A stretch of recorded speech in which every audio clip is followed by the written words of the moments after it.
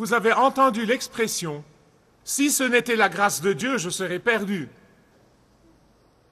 Et je peux vous dire que j'en ferai volontiers la devise de ma vie. Voilà pourquoi vous me trouvez toujours très ému quand je prêche sur la grâce de Dieu, parce que je suis profondément reconnaissant de la grâce de Dieu. Vous voyez, comme la plupart des parents, j'ai fait un tas d'erreurs. J'ai appris, par exemple, que hurler pour inciter ses enfants à obéir, c'est comme utiliser son klaxon pour conduire sa voiture. Et l'on obtient les mêmes résultats. Ça m'a pris du temps pour l'apprendre. Mais la grâce de Dieu l'emporte. Alors je veux m'adresser aux mamans et papas affolés aujourd'hui, ainsi qu'aux adultes pleins de regrets qui ont été blessés en tant qu'enfants dans les rapports qu'ils avaient avec leurs parents. Je veux m'adresser aux enfants au cœur brisé de tout âge. Je vais vous parler de la grâce bouleversante de Dieu, la puissance irrésistible de la grâce de Dieu. Elle vous encouragera énormément là où vous en êtes aujourd'hui. Dieu a promis à Abraham et Sarah qu'ils auront un enfant. Abraham a essayé de devancer le Seigneur, de faire des retouches au dessein divin, et il s'est rendu compte que ça ne va pas marcher, il vieillit et elle aussi. Et alors, ils l'ont marié à Agar, sa concubine qui lui a donné Ismaël. Abraham dit à Dieu, puisse Ismaël vivre en ta présence. Et Dieu lui a répondu, n'as-tu pas compris, Abraham? Quand je te fais une promesse, je la tiens dans les plus infimes détails. Voilà comment Dieu œuvre, les amis. De ce fait, Sarah a donné naissance à Isaac alors qu'elle avait 90 ans et Abraham 100. Ainsi donc, Abraham, Sarah et Isaac lui-même savaient bien qu'il était un bébé miracle et qu'il est fils de la promesse. Et puis, à l'âge de 40 ans environ, par l'entremise surnaturelle de Dieu, le serviteur d'Abraham retourne là d'où Abraham et Sarah étaient partis et ramène une merveilleuse femme à Isaac du nom de Rebecca. Mais Rebecca, comme Sarah, sa belle-mère, était stérile. Elle ne pouvait concevoir. Alors son mari Isaac crie vers le Seigneur en sa faveur. Il intercède auprès du Seigneur pour elle. Et le Seigneur entend sa voix. Le Seigneur écoute sa prière. Et le Seigneur exauce abondamment sa prière et leur donne des garçons jumeaux. Ces deux garçons ont commencé leur belligérance et leur querelle dès le sein de Rebecca. La vie entière de Jacob et d'Ésaü a été qualifiée de tension et de disputes, de guerre et de combat. Mais je suis là pour vous dire, écoutez-moi, je suis là pour vous dire et vous montrer comment la grâce de Dieu triomphe de tous les obstacles. Comment la grâce de Dieu l'emporte sur beaucoup d'échecs, des échecs complets. Comment la grâce de Dieu tire de bonnes choses de ce qui est mauvais. Et ainsi, quand Rebecca ressentait cette agitation en son sein, Dieu lui a gracieusement révélé ce qu'aucune échographie au monde n'aurait pu faire. Dieu a révélé à Rebecca ce qui se passait en son sein. Regardez le verset 23 de la Genèse 25. Le Seigneur dit à Rebecca, « Deux nations sont dans ton sein, deux peuples se détacheront de tes entrailles. L'un sera plus fort que l'autre, et le grand servira le petit. » Parce que cette révélation indique très clairement que le conflit entre Jacob et son frère, Ésaü, est des plus importants pour toute l'histoire. Dieu a révélé à Rebecca que c'est bien plus qu'une simple chamaille entre frères, une chamaille qui peut avoir lieu dans les meilleures des familles. et que c'est plus qu'une simple rivalité entre frangins, telle qu'il existe dans toutes les familles, qu'ils allaient devenir deux nations futures, et que le Dieu souverain allait inverser la norme culturelle, alors qu'il était de coutume à l'époque que le cadet obéisse à l'aîné. Le cadet doit obéir à l'aîné. Dieu, dans son dessein souverain, a permuté cet ordre. Là, je suis sûr que vous, les enfants, vous m'écoutez, je suis sûr que vous remerciez Dieu tous les jours que vous ne vivez pas à cette époque-là. Parce que votre grand frère ou grande sœur vous aurait mené à la baguette et vous n'auriez eu aucun recours. Au moins maintenant, vous en avez. La rivalité entre frères est aussi vieille que la création. On la voit entre Caïn et Abel, on l'observe parmi les enfants, les fils de Noé, et on la retrouve entre Isaac et Ismaël, et on la retrouve entre Joseph et ses frères. Elle est partout dans la Bible. Une belle particularité de la Bible, et j'adore la parole de Dieu, parce qu'elle décrit les gens tels quels, non pas pour qu'on voit à quel point ils sont parfaits, et constater qu'il nous est impossible de les égaler, mais elle nous montre leur faiblesse pour qu'on en tire la leçon. Quand le péché est entré dans le monde, frères et sœurs ont commencé à se disputer. Quand le péché est entré dans le monde, frères et sœurs ont commencé à dire « c'est pas moi, j'ai rien fait, j'en sais rien, c'est lui, c'est elle, c'est de leur faute, non, j'ai rien fait ». C'est là que ça a commencé. Et c'est pourquoi, quand la grâce de Dieu règne suprême dans une famille, dans un foyer, même en pleine rivalité entre frères, au beau milieu des chamailles, au plus fort de la tension, s'ensuit souvent confession, et s'ensuit pardon et restauration, parce que c'est l'œuvre de la grâce de Dieu. Et donc, quand le temps est venu pour Rebecca d'enfanter ces deux garçons, pour sûr, non seulement ils n'étaient pas jumeaux identiques, mais ils n'avaient rien en commun. Et ce n'est pas tout. Ils se querellaient en sortant, littéralement en conflit. Ésaü naît le premier, et puis quelques instants plus tard, Jacob sort, lui agrippant le talon, comme si pour dire « Tiens bon ami, c'est moi qui aurais dû sortir le premier ». Et c'était symbolique.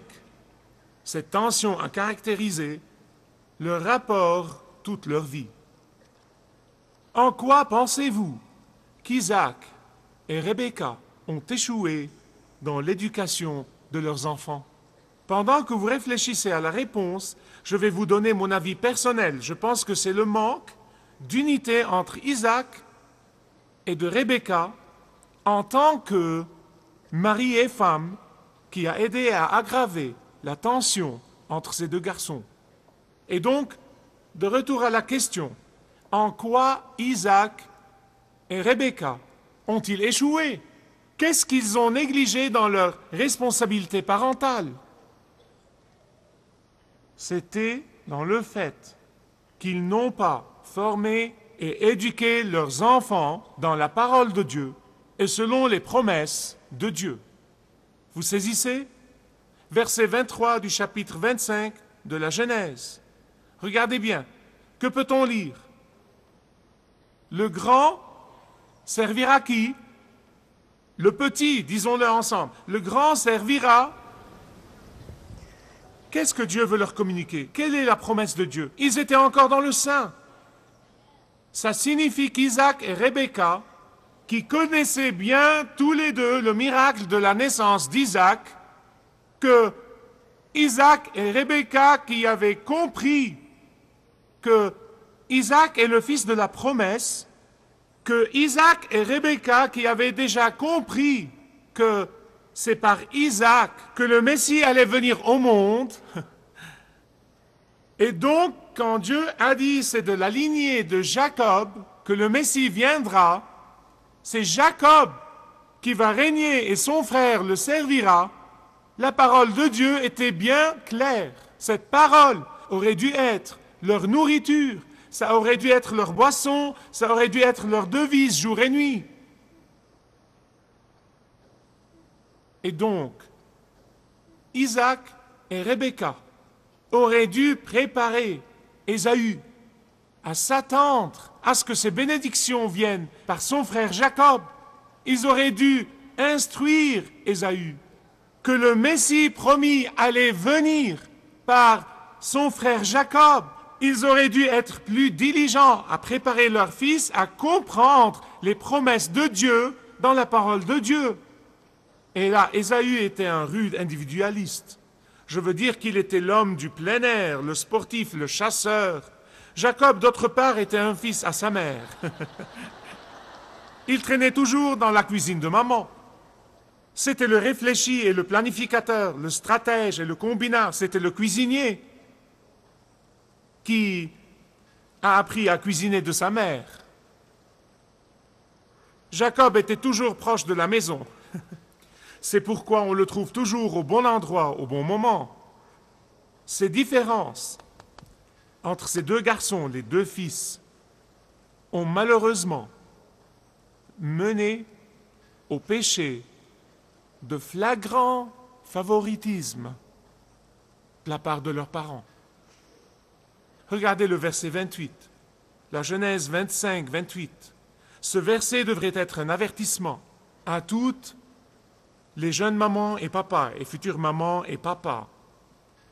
Il dit qu'Isaac, qui avait un goût pour le gibier, aimait Ésaü, mais Rebecca préférait Jacob.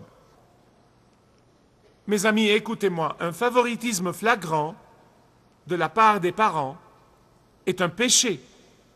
Il est réellement. Mais je vous le dis franchement, j'ai fait une recherche sur ce point. Je ne suis pas un expert, je ne suis plus un expert, mais quand même. J'ai bien étudié cette question, je comprends bien cela, et je veux m'assurer que vous ne sortirez pas d'ici avec une fausse culpabilité. Parce que, vu notre nature humaine, l'un des deux parents se trouvera souvent à s'entendre avec un ou deux de ses enfants mieux que les autres. Ce n'est pas du favoritisme, et ce n'est pas de quoi je parle ici.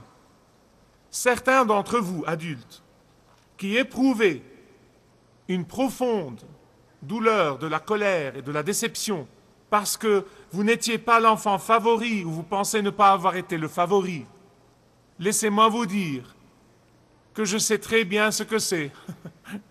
Parce qu'en tant que numéro 7 dans une famille de 8 enfants, c'était pas très marrant. Il ne restait pas grand-chose pour moi. Mais ce que Dieu m'a appris, c'est, numéro 1, que mes parents m'aimaient. Mais ce que Dieu m'a appris, c'est que tous ses enfants sont ses enfants favoris. Amen. Un flagrant favoritisme dans le cas de Rebecca et Isaac a exaspéré les rapports entre les garçons. Sûrement, comprenez bien cela. Quand l'éducation des enfants est faite sous l'autorité de la parole de Dieu, même quand on fait des erreurs, et je vous l'ai déjà dit, j'en ai fait ma part d'erreurs, même quand on fait des erreurs, si l'on est sous l'autorité de la parole de Dieu, la grâce de Dieu l'emportera sur nos échecs, elle triomphera de nos fautes et surmontera nos faiblesses. Et pour empirer les choses, Ésaü était impétueux. Je veux dire, il a dévalorisé l'importance de son droit d'aînesse. Il a dévalorisé l'importance d'être arrivé le premier. Et il l'a vendu pour un potage de 10 centimes. Ça n'avait aucune valeur à ses yeux. J'ai une question pour vous. Combien de personnes connaissez-vous comme Ésaü qui ont complètement détruit leur vie et leur réputation pour une satisfaction instantanée, pour une satisfaction momentanée et temporaire? Ils détruisent leur vie et celle des autres. Jacob, de son côté, n'était pas sans reproche. Écoutez-moi bien. La plupart d'entre nous s'identifieront plus avec ce que je vais vous dire au sujet de Jacob qu'avec Ésaü. Si Jacob croyait vraiment aux promesses de Dieu, si Jacob se fiait vraiment à la parole de Dieu révélée à ses parents, si Jacob avait confiance en la parole de Dieu, il n'aurait pas manigancé de la sorte pour essayer d'acheter le droit d'aînesse de son frère. Pourquoi? Puisqu'il était sien. Dieu le lui avait donné, Dieu le lui avait promis, Dieu a dit c'est à toi. Le problème avec nous tous est ceci, c'est qu'on ne regarde pas l'image entière, vraiment. Même le meilleur d'entre nous et le plus grand des visionnaires, on n'a pas une vue d'ensemble. On ne regarde pas l'image entière.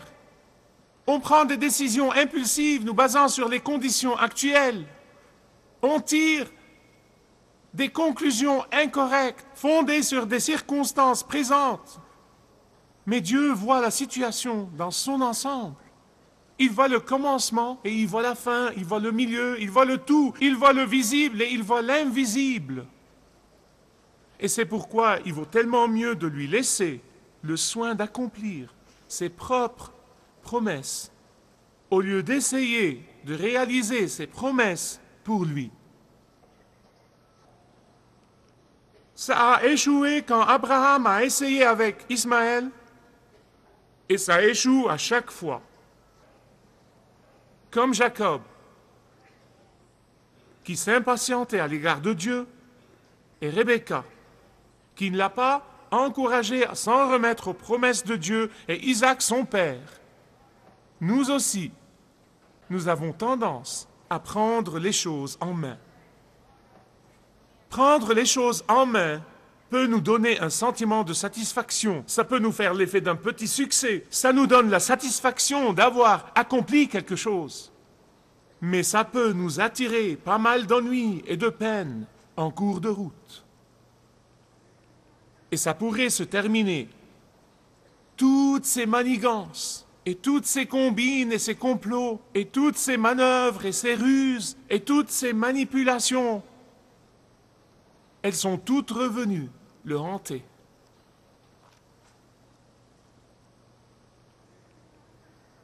N'oubliez pas, remerciez Dieu pour sa grâce, mais ne mettez pas sa patience à l'épreuve. Un mot aux parents, gardez en esprit que tant que vous élevez vos enfants dans la crainte et la présence du Seigneur, tant que vous les instruisez dans la parole de Dieu, ne vous inquiétez pas des erreurs, parce que la grâce de Dieu en triomphera. Père, il nous est impossible de concevoir même ta grâce. Seigneur, je me serais moi-même laissé tomber il y a longtemps, mais tu ne m'as pas abandonné. Je te remercie pour ça. Je te bénis aujourd'hui. J'exulte en toi aujourd'hui. Je me réjouis dans ta grâce aujourd'hui. Et Père, je prie dans le nom et dans la puissance de Jésus et toute la puissance qui est en ce nom, que ton Esprit Saint vienne visiter chaque cœur. Dieu notre Père, pour ceux qui cherchent le pardon, mets dans leur cœur le courage de te le demander. Si vous désirez connaître Dieu d'une manière personnelle, demandez le livret « Retrouvez la joie que vous avez toujours désirée » et vous pourrez découvrir l'amour de Dieu pour vous et apprendre comment expérimenter son pardon.